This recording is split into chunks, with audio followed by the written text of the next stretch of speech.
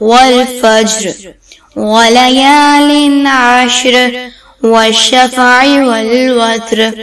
والليل إذا يسر هل في ذلك قسم لذي حجر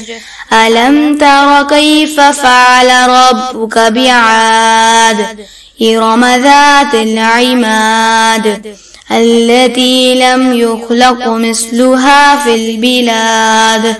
وثمود الذين جابوا الصخر بالواد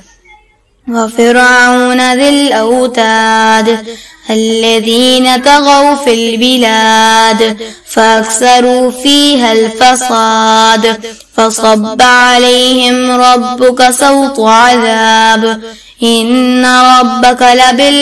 لبالمرصاد فأما الإنسان إذا ما ابتلاه ربه فأكرمه ونعمه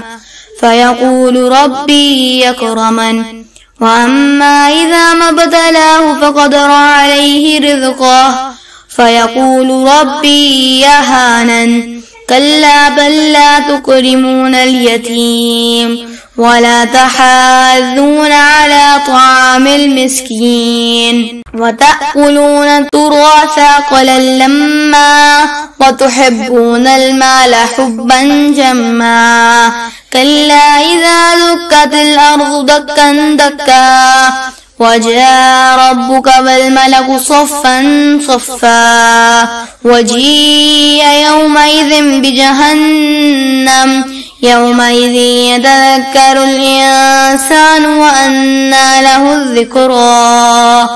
يقول يا ليتني قدمت لحياتي فيومئذ لا يعذب عذابه أحد ولا يوثق وثاقه أحد يا أيتها النفس المطمئنة ارجعي إلى ربك راضية مرضية فادخلي في عبادي وادخلي جنتي.